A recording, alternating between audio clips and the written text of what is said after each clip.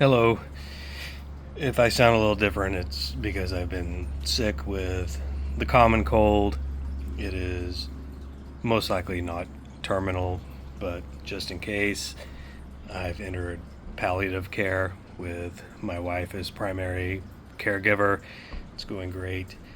And I mentioned in my video on this Conder Token that there were some mysteries yet to be solved, and I mentioned that I hope to find out more in the future.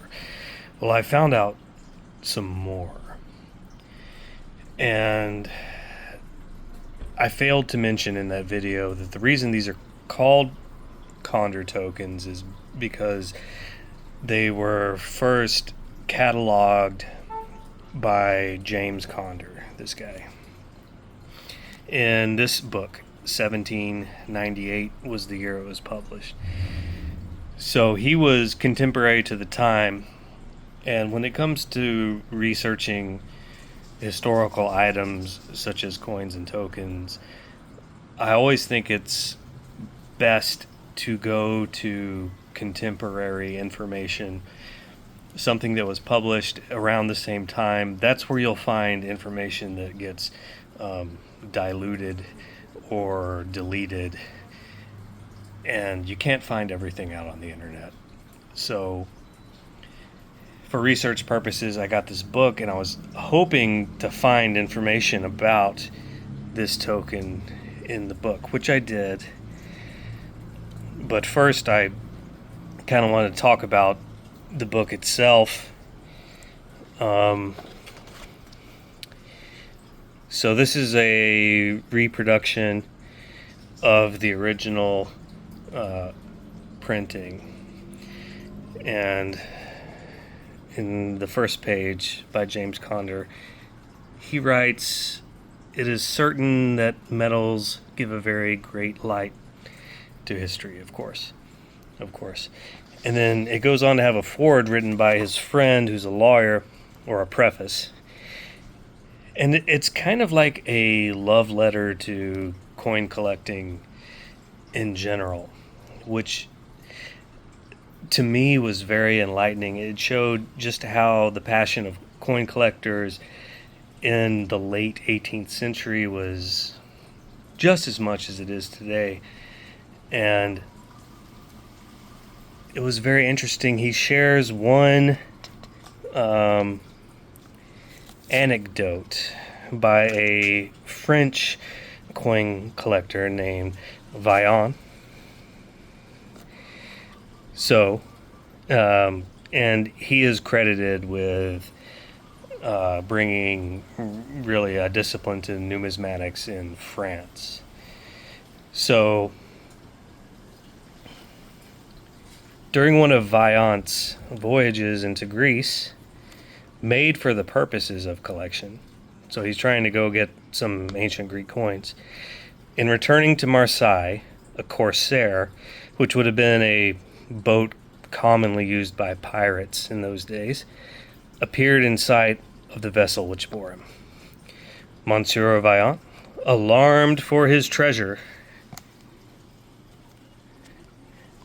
let's see if we can get that.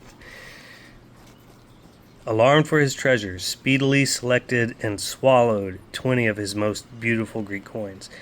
A change of wind, however, relieved him from his anxieties, and the fond antiquary, after suffering much distress from several ounces of ancient metal, recovered the pieces in a natural manner in the neighborhood of Lyon. So he was on the high seas, he got chased by some pirates. He's like, I'm not going to let them get my coins, so he swallowed 20 of them, and then he shit those coins out in Lyon. That's a pretty cool story. But let's move on to this Edinburgh halfpenny. So he catalogs these things in a way that's not super readable to a person of our age. So he categorizes them under Lothian. That would have been a region of governance that partially covered Scotland and the UK at the time this book was written. So we get to the 1791 one. So it's St. Andrew with his cross, as I mentioned previously.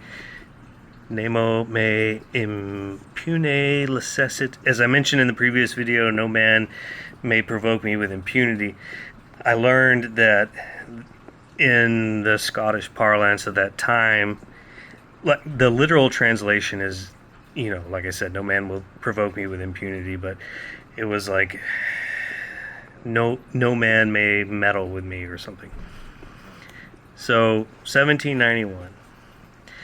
And the big mystery was, as I mentioned in the previous video, the engraving on the rim, I thought under magnification, was payable at the wake house, and then there was some distortion, but same as last. Payable at the warehouse of Thomas Clark. That's what it says. And I went back and double checked. Unfortunately, I don't have the technology to show it to you, but that is what it says. It's payable at the warehouse, not the wake house, the warehouse of Thomas Clark. And they were a large merchant conglomerate that operated in the UK. So they would have had many employees, and they would have had a storehouse, as was common in those days, like I said in the previous video. So that mystery is solved.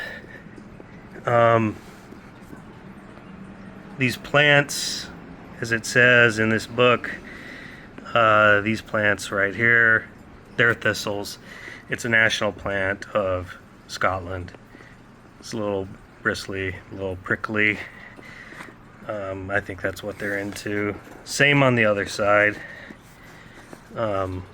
Surrounding the shield, it's thistles, again, the national plant. The only mystery that remains is, what are the three towers? But I feel like that will be imminently solvable. If you know what the three towers' significances are to Edinburgh or Scotland, please enlighten me. And I also learned in the interim that St. Andrew has a particular connection to Edinburgh because there is a cathedral there dedicated to him. Well, that's about all. In 4 days, the Flowing Hair Liberty silver medal drops by the U.S. Mint. Household limit of 1. And they're doing sort of a lottery thing where there's a privy mark. Approximately 1 point something out of 75 will have this privy mark. And so they're imposing some scarcity there. I'm still going to enter that lottery. What about you guys? What are your thoughts on that? And what are your thoughts on the upcoming Flowing Hair Liberty gold coin? Anyway, I hope you all have a great weekend, and that's all for me. Cheerio.